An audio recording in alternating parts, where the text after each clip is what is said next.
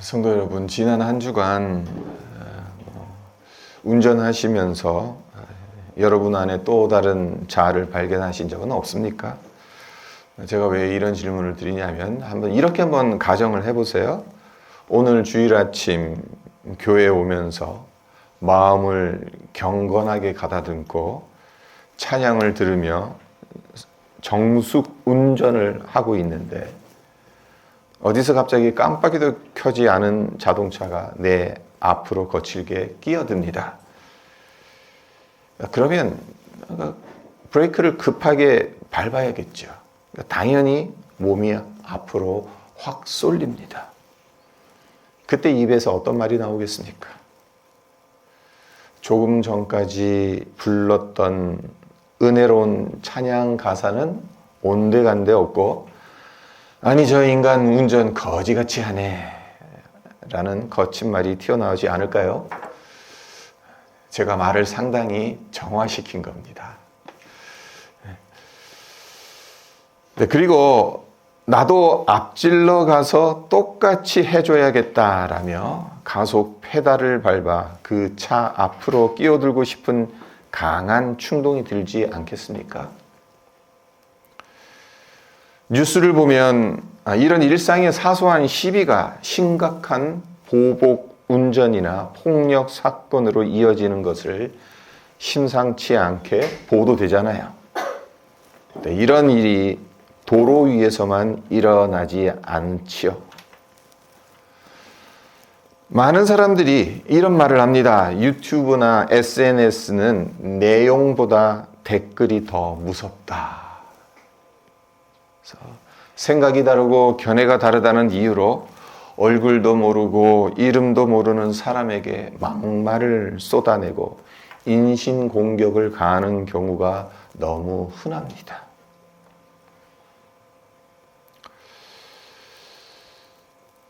사회가 발전하면 발전할수록 더 성숙해지면 참 좋을 텐데 그렇지 못한 모습들이 참 우리 주변에 많이 드러납니다. 우리는 왜 이렇게 쉽게 분노할까요? 세상은 왜 이토록 화가 나 있을까요?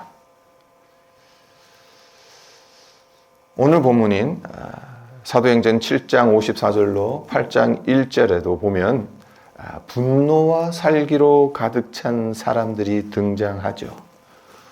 어떤 사람들인가요? 술 취한 자들입니까? 폭력배들입니까? 아닙니다.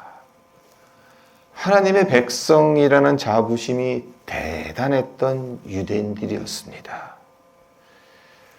그런 그들이 집단적인 분노에 휩싸여 한 사람을 잔혹하게 돌로 쳐 죽입니다.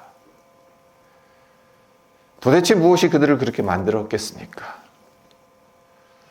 오늘 본문 말씀은 분노는 어디에서 시작되는지, 그와 반면 참된 평화는 어디에서 오는지, 그리고 말씀은 어떻게 우리의 마음을 바꿔가는지를 보여주는 말씀입니다. 그것들을 하나씩 살펴보도록 하겠습니다. 먼저 이런 질문을 드리겠습니다. 분노가 모두 다 죄일까요? 화를 내는 것 자체가 죄입니까?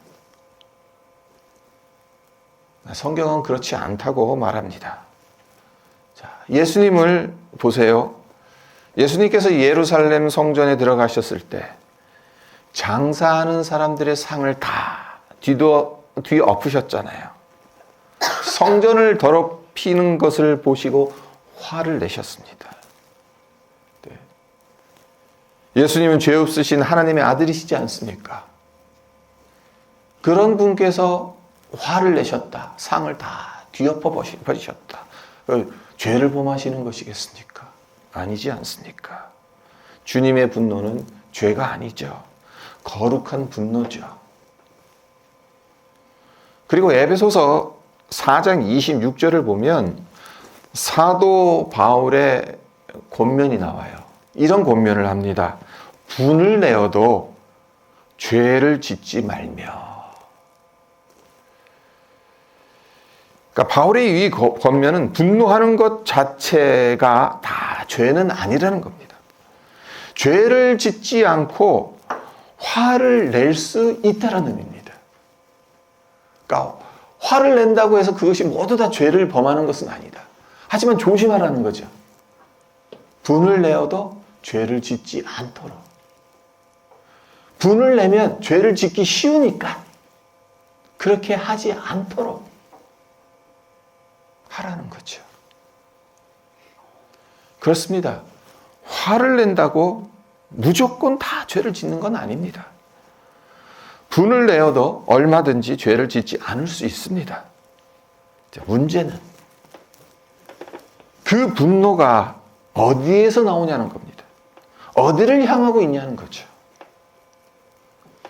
하나님을 위한 거룩한 분노는 죄가 아닙니다마는 내 욕심을 채우기 위한 분노, 남을 무너뜨리기 위한 분노, 이건 죄입니다.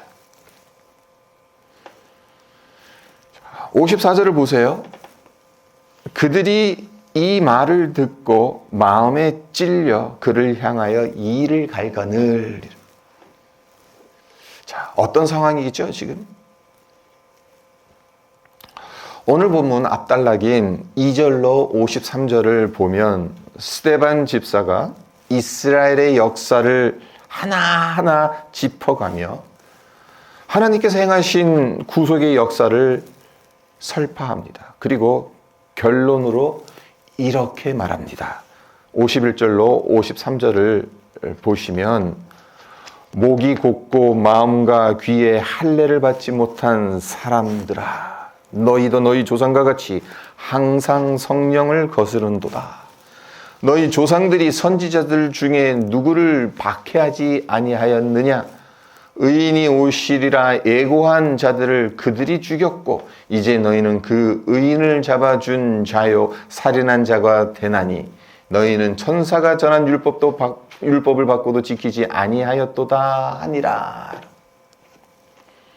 그러니까 스데반이 하나님의 구속 역사를 설파하며 그들의 불순종을 지적합니다. 성령을 거스렸다. 너희 조상들이 하나님께서 보내주신 선지자들 다 박해하지 않았니? 그리고 끝내는 의인, 여기서 말하는 의인은 예수님이죠. 예수님까지 너희들이 죽이지 않았냐? 그 의인을 잡아준 자고 살인한 자가 되지 않았냐? 그러니까 이것을 말하니까 그들의 양심이 찔린 거예요. 그래서 이성을 잃습니다. 이를 갑니다. 분노합니다. 그리고 그 분노로 그들의 귀를 막습니다. 스데반을 성 밖으로 끌고 나가서 돌로 쳐 죽입니다. 죄로 가득 찬 분노는 항상 이런 방향으로 나아갑니다. 하나님이 기뻐하시는 것을 무너뜨리고 다른 사람에게 상처 입히는 방향으로 흘러갑니다. 그렇기 때문에 상대방의 실패를 목적으로 삼아요. 내가 화를 내는 건 그게 상대방의 실패를 목적으로 삼는다. 그러면 그것은 죄로 가득 찬 분노인 겁니다. 상대방이 무너지기를 바라고 내가 옳다는 것을 증명하기 위해 상대를 희생시킨다. 성도 여러분, 여러분은 언제 화가 나십니까? 언제 화가 크게 나는지 한번 생각해 보세요. 내가 중요하게 여기는 것이 위협받을 때이지 않습니까? 내 자존심이 건드려질 때, 내 권위가 흔들릴 때, 내 생각이 무시당한다고 느낄 때, 내가 소중하게 여기는 것을 빼앗아 갈 때, 화가 벌어나지 않습니까? 오늘 본문에 나오는 종교 지도자들과 군중들 역시 그러했다는 겁니다. 그들이 지키려고 했던 것은 하나님의 뜻이 아니었습니다. 하나님의 뜻보다 자신들의 체면이었습니다. 하나님의 말씀보다 그들의 종교적 권위였습니다. 그래서 그들의 자존심이 무너지는 것이 싫었고 그들의 종교적 권위가 흔들리는 것이 싫었기 때문에 문자 그대로 한 인간의 숨이 끊어질 때까지 돌을 던진 겁니다. 하나님보다 더 사랑하는 무언가를 마음의 중심에 두고 그 무언가를 지키려는 잘못된 종교적 열심으로 스데반을 돌로 쳐 죽인 거죠. 그렇게 하는 것이 하나님께 영광 드리는 것이라고 생각했을 겁니다. 네, 이것이 초대교회 시대 유대인들만의 문제였겠습니까? 이 문제는 모든 시대에 존재해오는 문제이기도 합니다. 예수님이 재림하시고 심판하시고 알곡과 가라지를 갈라놓으셔서 이 세상을 재창조하시기 전엔 이 일은 끊임없이 일어날 겁니다. 자, 예를 하나 들겠습니다. 1950년대 말 미국 리틀록에 있었던 사건이에요. 백인 시위대가 연방 대법원의 인종차별 폐지 판결에 반대하면서 흑인 학생들의 등교를 막아섭니다. 기가 막힌 건 예수의 이름을 부르며 흑인 학생들을 향해 분노를 표출하고 폭언을 쏟아냈다는 겁니다. 예수님을 믿는다고 하는 그 사람들이 어떻게 다른 인종을 그토록 혐오할 수 있었겠습니까? 인종적 우월감, 기득권, 그리고 잘못된 가치관이 하나님의 자리를 차지하고 있었기 때문에 그럴 수 있었던 겁니다. 이 사건은 마틴 루더 킹 목사가 주도했던 비폭력 저항 운동을 와해시킬 수도 있었던 중요한 사건이었어요. 그러니까 백인 시대들이 폭언을 퍼붓고 또 폭력으로 막 되들고 그때 만약 마틴 루더 킹 지지자들이 비폭력 원칙을 깨고 맞서서 폭력으로 맞선다면 이제 사실 끝나는 겁니다. 킹 목사가 이 중요성을 너무나도 잘 알기 때문에 그의 지지자들에게 다음과 같이 촉구합니다. 절대로 폭력으로 맞서지 마십시오. 비폭력의 원칙을 끝까지 고수하십시오.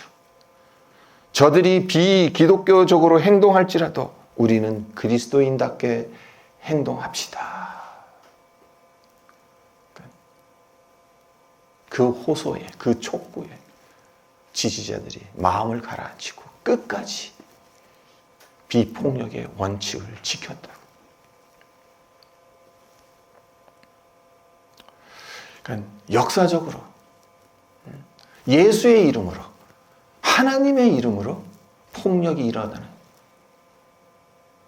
분노의 화살을 어느 누군가에 쏟아붓는 일들이 너무나도 많이 일어나고 지금도 일어나고 있다는 사실.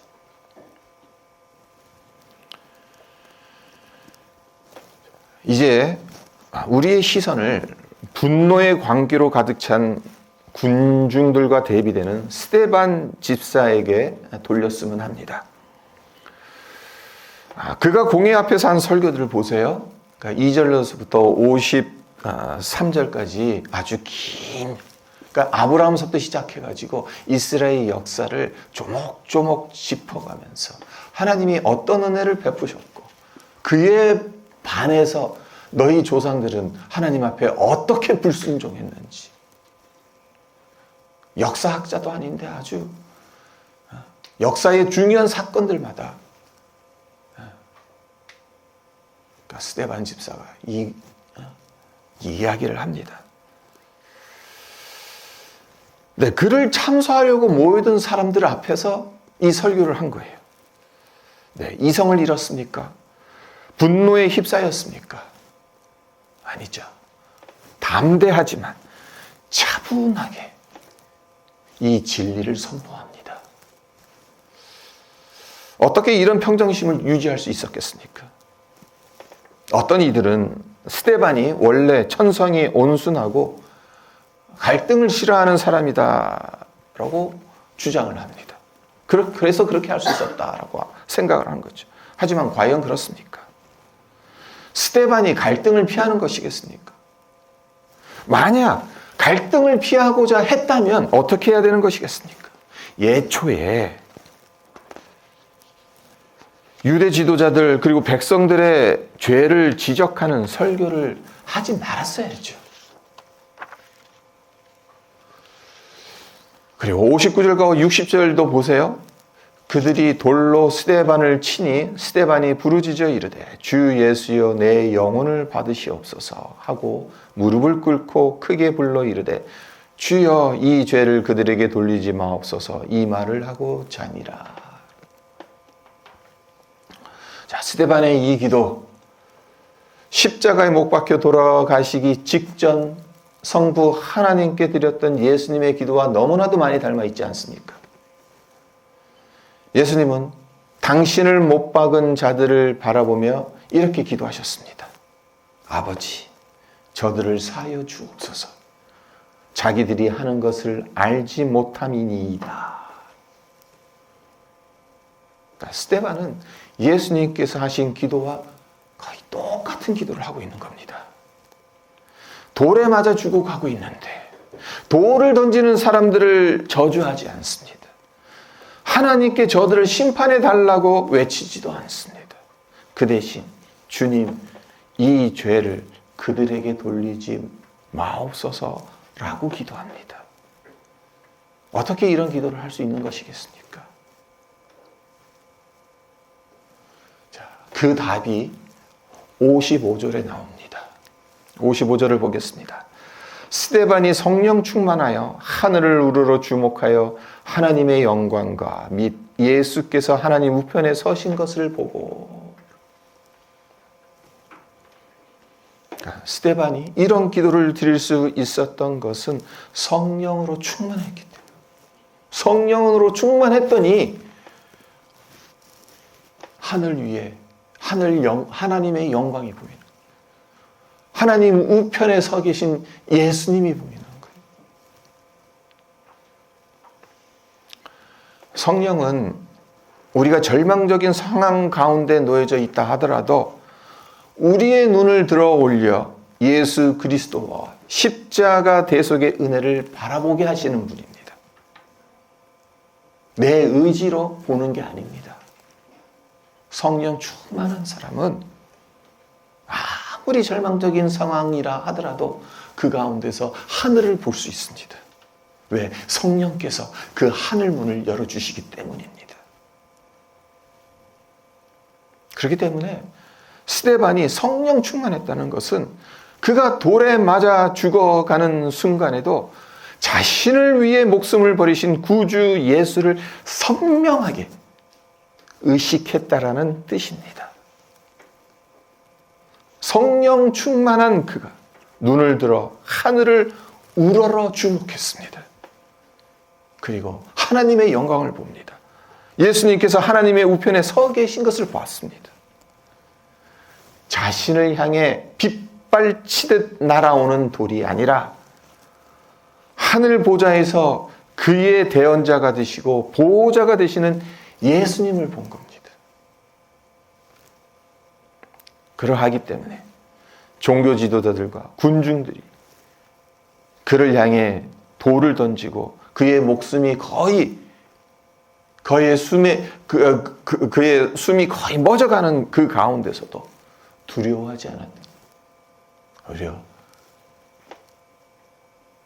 저들의 죄를 용서해달라고 기도할 수 있었던 거죠. 그것도 평안 가운데. 두려움 가운데 이 기도를 드린 게 아닙니다. 아주 평안한 가운데. 돌에 맞는 그 고통이 얼마나 심했겠습니까? 얼마나 아팠겠습니까? 정신은 또 얼마나 몽롱했겠습니까? 머리에 돌이 부딪히는 때마다. 마음은 평안한 그 가운데서 광기에 휩싸인 군중들을 바라보며 주님, 저들의 죄를 용서해달라. 그 기도를 했다는 거죠. 자, 그렇다면 스데반의 이 평정심 그리고 이 기도 우리 또한 가질 수 있고 할 수 있을까요?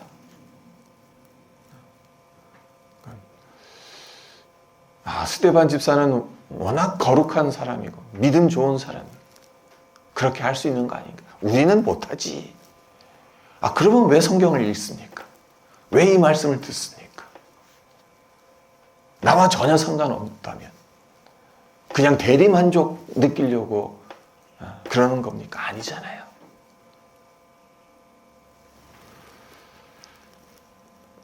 우리는 늘 선택하며 살아갑니다. 문제가 생겼을 때 무엇을 바라볼 것인가? 상처를 준 사람을 바라볼 것인가? 아니면 나를 붙드시는 예수님을 바라볼 것인가?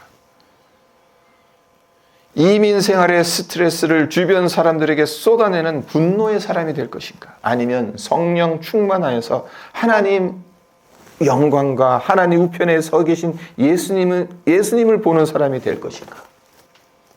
일단은 내가 선택해야 되는 겁니다. 하나님께서 억지로 우리를 그렇게 끌고 가실 수 없습니다. 우리에게 자유의지를 주셨기 때문에. 일단은 내가 선택해야 그 다음에 하나님께서 반응하시는 겁니다. 하나님, 저는 성령 충만받기를 원합니다. 그래서 하나님을 보고 싶습니다. 하나님의 영광을 보고 싶고 하나님 우편에 서 계신 예수님을 보고 싶습니다. 그 선택을 우리가 먼저 해야 되는 겁니다. 물론 우리 모든 성령 충만한 사람, 하나님 우편에 서 계신 주님을 보기를 원하죠. 우리도 스데반처럼 나를 힘들게 하는 사람을 미워하기보다 축복하고 싶습니다. 상처를 받았을 때 보복하기보단 기도하고 싶습니다. 하지만 현실은 어떻습니까? 지난 한 주간만 돌아봐도 우리는 너무나도 쉽게 평안을 잃어버리지 않았습니까? 그리고 이렇게 말합니다. 아내 잔소리에 짜증이 났어. 가게에 찾아온 진상 손님 때문에 화가 치밀었어. 과연 상황과 사람이 평안을 빼앗아간 것입니까? 성경은 그렇지 않다라고 가르칩니다. 날아오는 돌멩이 앞에서도 평안했던 스데반을 보십시오. 외부의 조건이 그에게서 평화를 빼앗아가지 못했습니다. 우리가 평화를 잃어버리는 진짜 이유는 내 마음의 왕자에 예수님이 아닌 다른 우상을 올려놓았기 때문입니다. 내 자존심이 그리스도의 영광보다 중요하기 때문에 내 마음의 평안을 잃어버리는 겁니다. 이 평안을 회복하기 위해 많은 사람들이 환경을 바꾸려 하죠. 나를 괴롭히는 사람들을 제거해 달라고 기도하거나 인간관계가 없는 조용한 곳으로 피하려 하죠. 그러나 토론토를 떠나 알버타, 로키 산골로 들어간다 한들 평화가 찾아옵니까? 말입니다. 내 마음의 왕자를 우상이 점하고 있는 한 우리는 어디를 가든 분노와 불평에서 벗어날 수 없습니다. 참된 평안이 우리 안에 있을 수 없습니다. 우리가 선택해야 하는 길은 스데반이 선택했던 길, 즉 그리스도께서 내 마음을 통치하시도록 내어드리는 겁니다. 스데반이 이제 숨을 거두기 직전 성령 충만하여 하늘을 우러러 주목했다는 것. 오늘 설교 제목이기도 합니다만 하늘을 우러러 주목했다. 성령 충만했더니 자연스럽게 하늘을 바라보는 거죠. 하늘을 우러러 주목했다. 주목했다. 한 곳을 아주 꿰뚫고 보고 있다. 거기에 포커스를 맞추고 있었다라는 거죠. 자신의 그 주변 상황이 아니라 하늘의 하나님 아버지의 영광, 예수님이 하나님 보좌 옆에 서 계신 것, 그것을 집중적으로 바라본 거죠.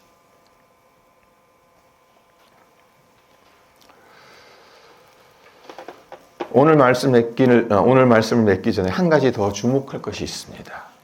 자, 8절, 1절 상반절만 한번 보도록 하겠습니다. 사울은 그가 죽임 당함을 마땅히 여기더라. 자, 스데반이 돌에 맞아 죽어갔을 때 어떻게 했습니까? 스데반이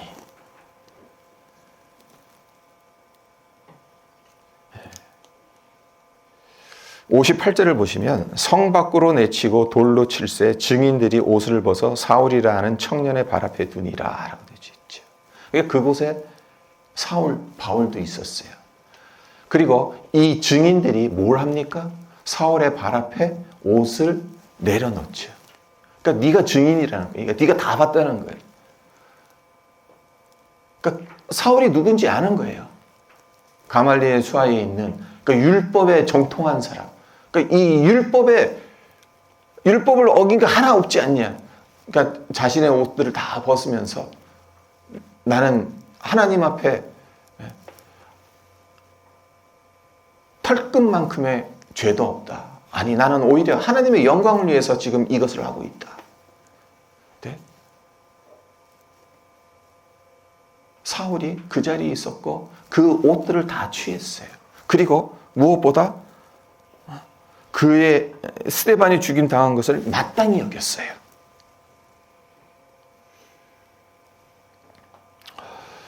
그러니까 유대교가 절대 진리인 줄 알았고 또 자신의 종교적 열심이 하나님을 위한 것이라고 굳게 믿고 있었던 사울에겐 이 스데반이 돌에 맞아 죽는 것 마땅하고 당연합니다.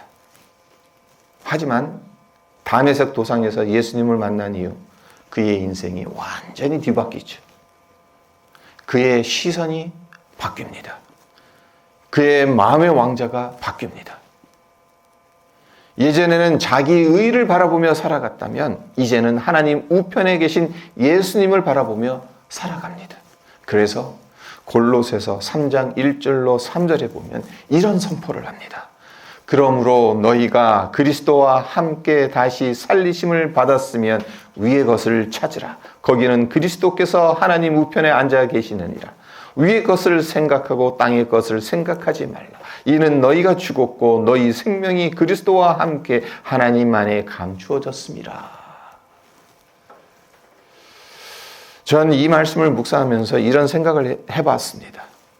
혹시 바울이 스데반을 잊지 못한 것은 아닐까?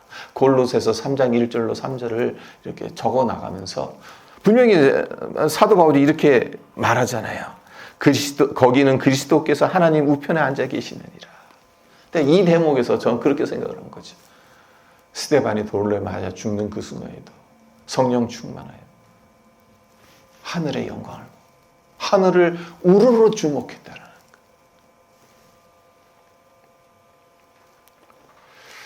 돌을 맞으면서도 하늘을 바라보던 그 사람, 자신을 죽이는 사람들을 향해 이 죄를 그들에게 돌리지 마옵소서라고 기도하던 그 사람, 그때 사울이 이해하지 못했습니다. 그의 죽음을 마땅하게 여겼습니다. 그러나 예수님을 만난 후 깨달았습니다. 스데반이 바라보았던 그 주님을 이제 바울 역시 바라보게 됩니다. 그래서 위의 것을 찾으라고 권면합니다.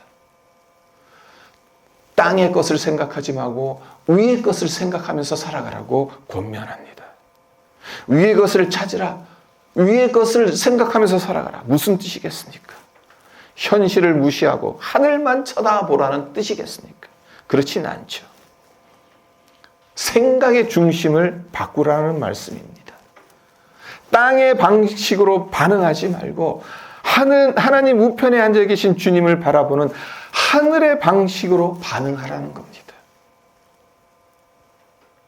사람이 나를 무시할 때, 내 자존심이 상할 때, 억울한 일을 당할 때 내가 어떻게 해야 저 사람에게 본때를 보여줄까? 어떻게 하면 내 억울함을 증명할까라고 생각한다면 그것은 땅의 생각입니다.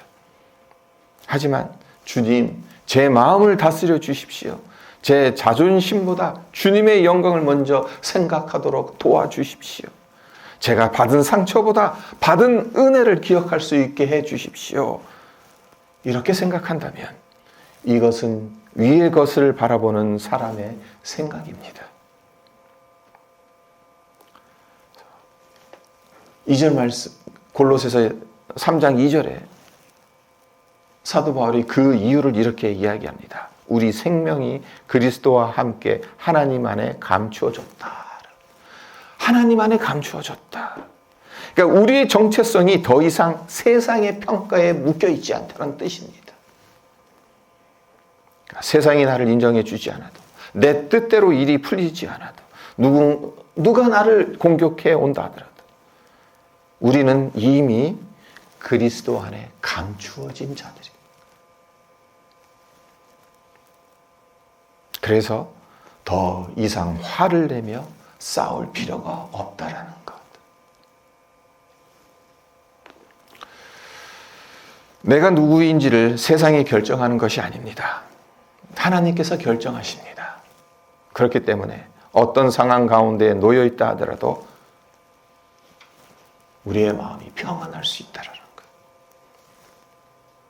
자, 바라기는 하나님께서 우리의 시선을 하늘로 향하게 하시고 우리의 마음의 왕자를 다스리셔서 돌을 던지는 세상 속에서도 스데반처럼, 그리고 스데반이 보았던 하나님 우편에 서 계신 그 주님을 바라보며 복음을 전했던 바울처럼 믿음의 길, 은혜의 길을 담대히 걸어가는 우리 모두가 되시기를 주님의 이름으로 축원드립니다.